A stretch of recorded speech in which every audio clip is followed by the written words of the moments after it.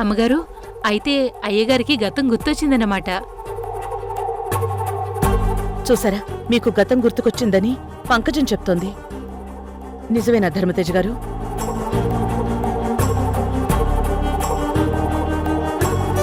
నిజమే రాణమ్మ.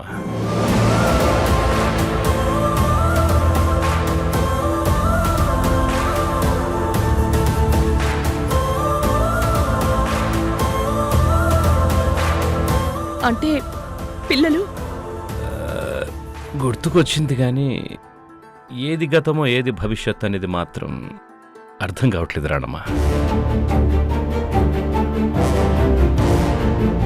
కానీ నా గతం గుర్తుకొచ్చిందా లేదా అనేది మాత్రం నువ్వే చెప్పాలి రాణమ్మ. చెప్పడం కాదు, మీ గతం గుర్తు చేయడానికి ప్రయత్నం చేస్తాను. మాకైతే ఈ కేరళ వైద్యం తరువాత గతానికి ఇప్పటికీ డాడీలో మాకేం తేడా తెలియడం లేదు.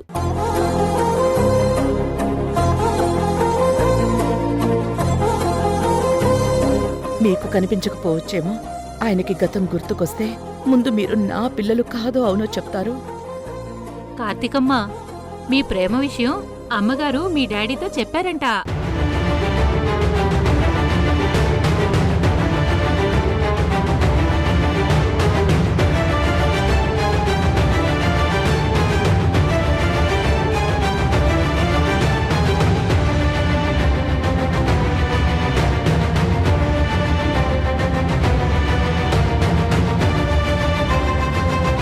అయితే డాడీ ఒప్పుకున్నారమ్మా? కళ్యాణ్ గురించి నేను చెప్పాక మీ నాన్నగారు చాలా సంతోషపడ్డారు. అవును కార్తీక, వీలైతే అబ్బాయికి ఫోన్ చేసి ఇంటికి రమ్మని చెప్పు. నేను ఒకసారి మాట్లాడతాను. అవును కార్తీక, అబ్బాయిని మీ నాన్నగారికి పరిచయం చేద్దాం. తనతో మాట్లాడితే కళ్యాణ్ విషయంలో మీ నాన్నగారికి ఓ ఒపీనియన్ వస్తుంది. కళ్యాణ్ మంచి వ్యక్తి అని నువ్వు చెప్పావంటే అది రాజముద్ర రాణమ్మ. సరే, మీకు కాబోయే అల్లుణ్ణి మీరు చూడాలి, అంతే కదా?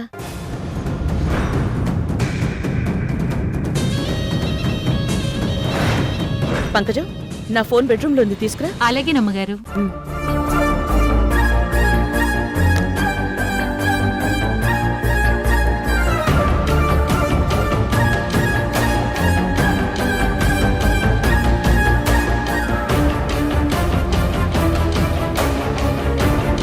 వీళ్ళేదో డిస్కషన్ పెట్టారు, ఏంటో తెలుసుకుందాం.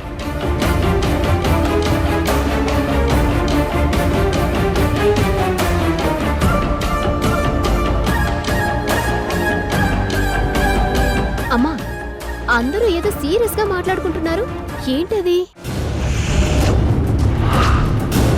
మీ నాన్నగారు కళ్యాణ్ని చూడాలనుకుంటున్నారు, ఆ విషయం గురించే మాట్లాడుకుంటున్నాం. మరి ఆలస్యం ఎందుకమ్మా, ఫోన్ చెయ్యు. ఇన్నాళ్ళుగా నేను ఆడిన డ్రామాకి తెర తొలగిపోయినట్టే. ఛ, కార్తీక, ఇలా దొరికిపోయావేంటే? నా ఫోన్ కోసం పంకజం వెళ్ళింది. నువ్వు ఫోన్ చేయమ్మా కార్తీక. నా ఫోన్ ఛార్జింగ్ పెట్టాను డాడీ. కావేరి, బావగారికి ఫోన్ చేయి.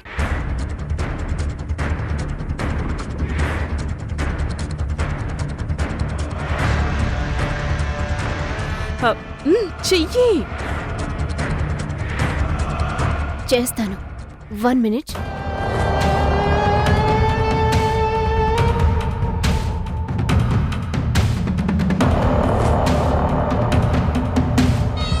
ఇదిగోండి అమ్మగారు ఫోను. అమ్మా, ఈ మధ్య బావగారిని ఆట పట్టిస్తాను అని తానే ఫోన్ చేసి బాగా ఏడిపిస్తోంది. కాబోయే బావగారిని మరదలు ఏడిపించకుండా ఎందుకుంటుంది? బావ మరదల సరసం చూడ్డానికి చాలా బాగుంటుంది పెద్దమ్మాయి గారు.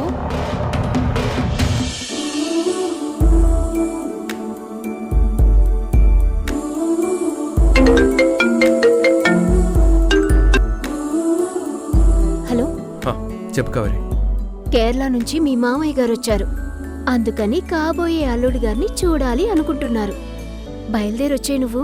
ఇప్పుడు ఫోన్ చేసి సడన్ గా రమ్మంటే ఎలా? ఏ మీ పిన్ వచ్చినప్పుడు కాల్ చేస్తే నేనొచ్చాను కదా. చూడు, నువ్వు నాకు కాల్ చేసి చెప్పకపోయినా మావయ్య గారు వచ్చారని తెలిస్తే నేనే వచ్చేవాణ్ణి. నువ్వు అనవసరంగా నాతో గొడవ పడక్కర్లేదు. గొడవ పడాలని ఫిక్స్ అయిన వాళ్ళకి ఏం చెప్పినా గొడవగానే తీసుకుంటారు. కావేరి ప్లీజ్, నేను వస్తాను. ఆహా, వస్తున్నాను, వచ్చి తీరుతాను. చాలా బాయ్.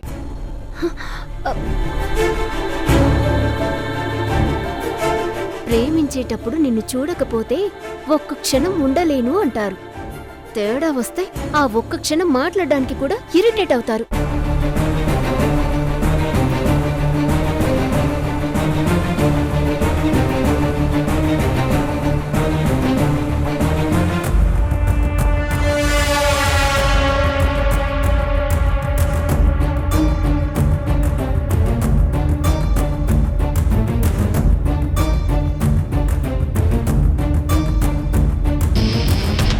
ఏమన్నారు?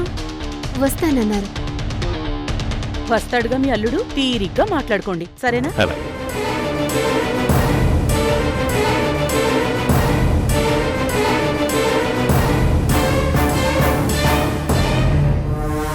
అమ్మో, ఈరోజు గండం తప్పించుకున్నాను.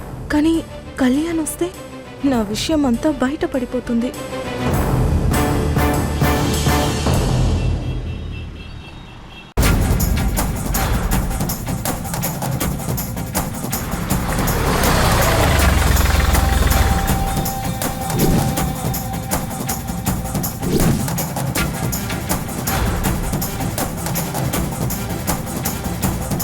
తామసి, కార్తీక వస్తుంది. కార్తీకను నాగజాతి కన్యం చేయడానికి ఈ క్షణమే ఆరంభం తక్షక. తామసి, ఆవేశానికి పోయి కార్తీకను కాటు వేసే ప్రయత్నాలు చేయకు. దానివల్ల ప్రయోజనం లేదు, అర్థమైందా? అలాగే తక్షక. కార్తీకను సర్పస్త్రీగా మార్చడమే నా ధ్యేయం. జాగ్రత్త తామసి.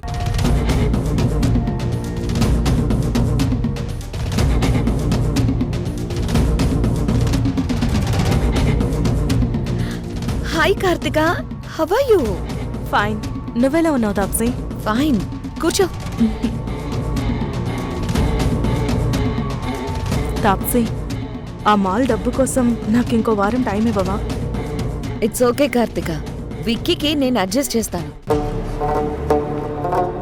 నీలాంటి ఫ్రెండ్ ఇంకొకరు నాకు హెల్ప్ చేసింది, so everything okay. Thanks Taapsee. నువ్వు నా వల్ల సఫర్ అవ్వడం నాకు చాలా గిల్టీగా అనిపించింది. అలాంటిదేం పెట్టుకోకు. ఫ్రెండ్షిప్లో ఇలాంటివన్నీ జరుగుతూ ఉంటాయి. విక్కీ ప్రాబ్లం సాల్వ్ అయింది, ఓకే? మా మమ్మీ డాడీ కేరళ నుంచి వచ్చారు. ఆ నాగమణికి పూజలు చేయడానికి అమ్మ బయటకు తీస్తుంది. మీకిచ్చిన ప్రామిస్ ఫుల్ఫిల్ చేసుకుంటాను. మీ అమ్మ దగ్గర నుంచి తీసుకోవడం అంత తేలిక కాదని అర్థమైంది. నిన్ను మాలో చేర్చుకొని మా శక్తి నీ మీద ప్రయోగించి నా నాగమణిని బయటికి రప్పిస్తాను. ఏం ఆలోచిస్తున్నావు తాప్సీ? హ? ఏం లేదు. మరి మాల్ సంగతి ఏంటి? విక్కీ ఇచ్చిన మాల్ మొత్తం అయిపోయింది తాప్సీ. నువ్వు డిసప్పాయింట్ అవ్వకు సోల్మేట్, నేనున్నాను కదా. My sweet Taapsee. బాబాయ్. వస్తున్నామా? Hi uncle, how are you? Fine అమ్మా. ఈ స్టఫ్ నీకోసమే దాచిపెట్టాం, తీసుకో.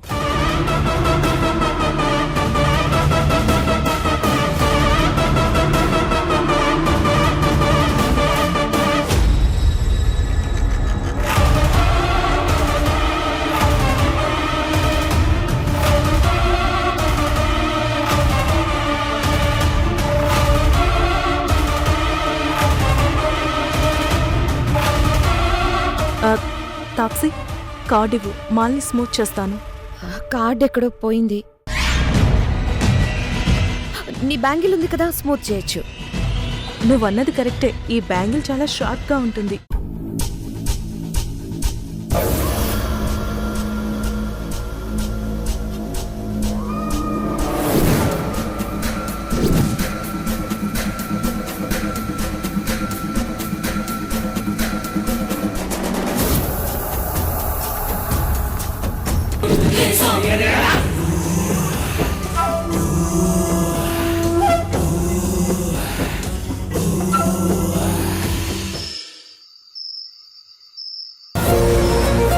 రాణమ్మా ఏమైంది రాణమ్మా? ముందు రండి. ఎందుకంత ఆందోళనగా ఉన్నావు?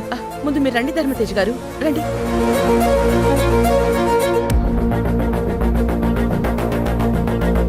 రండి రాణమ్మా రండి చెప్తాను. రాణమ్మా రండి చెప్తాను. ఒక్కసారి సూట్ కేసు, బట్టలు, ఈ ఫోటో చూడండి.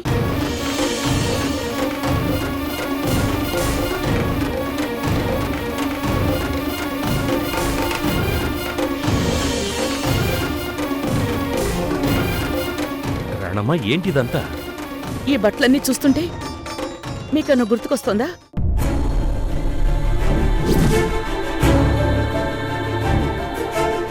ఒక్కసారి బాగా గుర్తు తెచ్చుకోండి.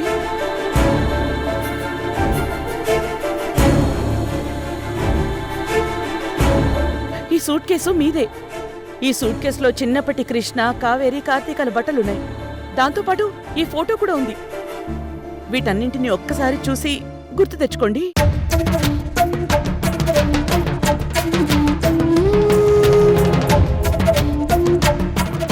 ఈ బట్టలు చిన్నప్పటి కృష్ణ, కార్తీక, కావేరిలవే కదండి.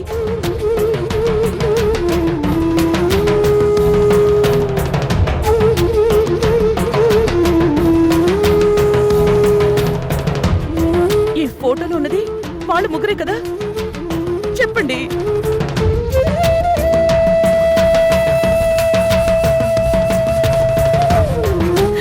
ఈ ఫోటోలో ఉన్న పిల్లలు నా పిల్లలండి. ధనుషు, భవ్య, సుమ.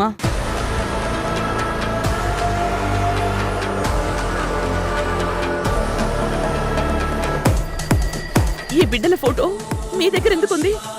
ఆ బట్టలు మీ దగ్గర ఎందుకున్నాయి? నా బిడ్డలు తప్పిపోయినప్పుడు ఇదే వయసులో ఉన్నారు, ఇవే బట్టలు వేసుకున్నారు.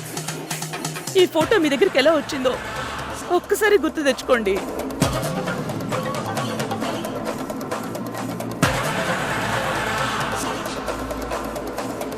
అంటే చిన్నప్పుడు తప్పిపోయిన నా పిల్లలు మీకు దొరికారా?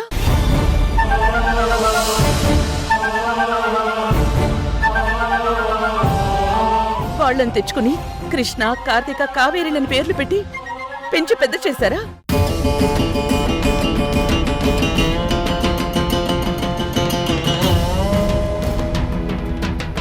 అయ్యో ధర్మతేజ్ గారు, మీకు చేతులెత్తి దండం పెడుతున్నాను. నేను పదే పదే మిమ్మల్ని ఇలా అడగడంతో ఎక్కువ కోపం రావచ్చు, కానీ నా పిల్లల్ని పోగొట్టుకుని నేనెంత బాధలో ఉన్నానో మీరు అర్థం చేసుకోండి.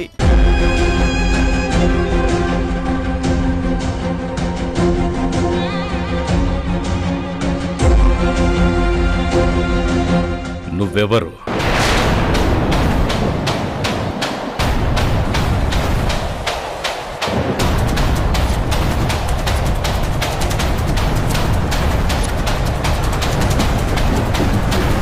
నువ్వు నా భార్యవేనా?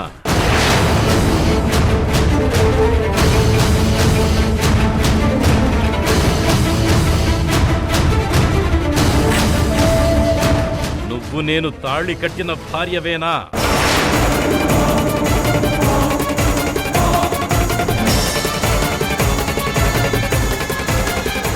నువ్వు నా ముగ్గురు పిల్లలకు కన్న తల్లివేనా?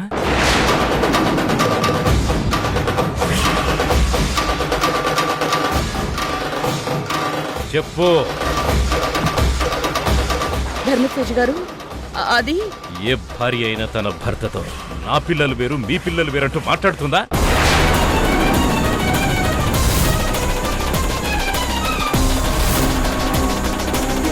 ఒక తల్లి తన పిల్లల్ని పట్టుకుని నా పిల్లలు, నీ పిల్లలు అని భర్తతోనే ఇలా మాట్లాడుతోందంటే దాని అర్థమేంటి? ధర్మతేజ్ గారు, అది ఆపు.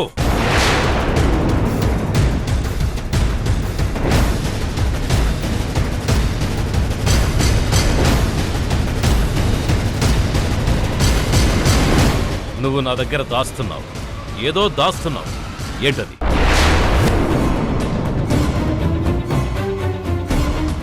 ధర్మతేజ్ గారు, నేనేది దాయడం లేదు. కృష్ణ, కార్తీక, కావేరిలు మన పిల్లలే కదా. ఇందులో అనుమానం ఏంటి? ఆ రోజు నువ్వు కేరళ వచ్చిన రోజు ఈ ఫోటో చూపించి ఈ పిల్లలు నీ పిల్లలు అన్నట్టుగానే కదా నువ్వు మాట్లాడావు. మళ్ళీ ఇంకోసారి అలాగే అడిగావు. ఇప్పుడు కూడా అలాగే అడుగుతున్నావు. అంటే కృష్ణ, కార్తిక, కావేరిలు మన పిల్లలు కాదా?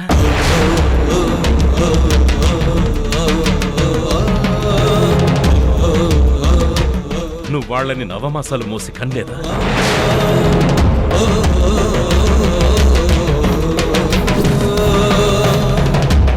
వాళ్ళు నీ పిల్లలు కానప్పుడు నువ్వు నా భార్య ఎలా అవుతావు?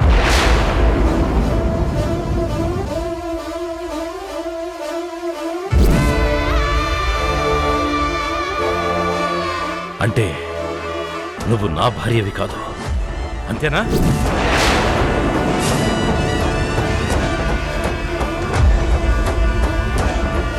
నిజం చెప్పు, నువ్వెవరివి?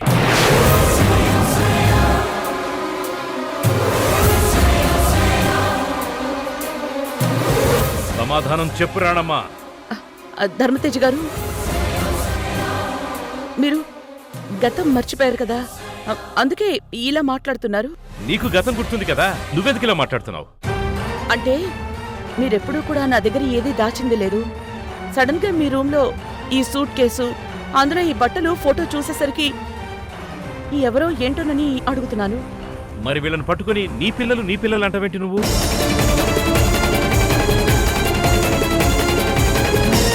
అది మన పిల్లలు అనబోయి నా పిల్లలు అంటున్నాను. అంటే కనీసం అప్పుడైనా పోయిన గతం గుర్తుకొస్తుందని.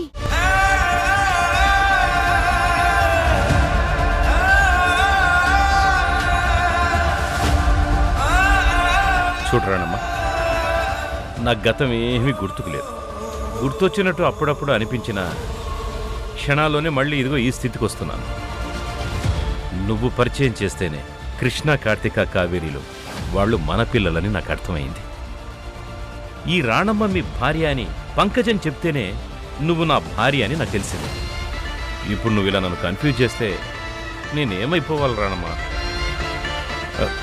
నిజం చెప్పు, నువ్వు నా భార్యవే కదా? చెప్పు రాణమ్మ, నువ్వు ఇప్పుడు నిజం చెప్పకపోతే నా తల పగిలిపోయేలా ఉంది.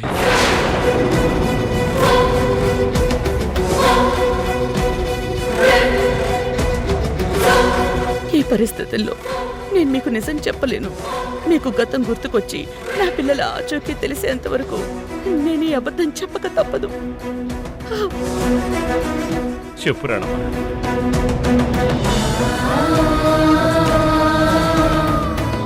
ఇందులో మీకు అనుమానం ఏంటి? నేను మీ భార్యని. వాళ్ళు నా పిల్లలే కదా?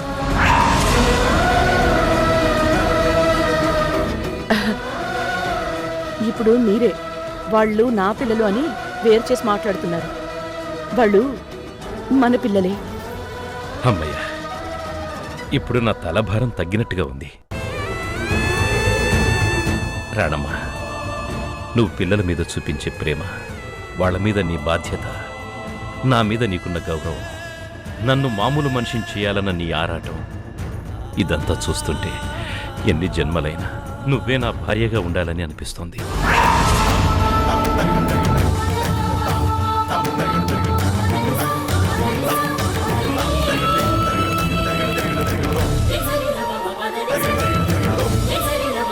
నా పిల్లల కోసం మీ దగ్గర నిజం దాచేస్తున్నాను. నేనెప్పటికీ మీ భార్యని కాలేను. రాణమ్మ, నీ మీద నాకు గౌరవం ఉంది. తల్లిగా, భార్యగా నీ స్థానం ఎంతో గొప్పది. అలాంటి నువ్వు ఇలా ప్రవర్తించి నన్ను బాధ పెట్టుకో.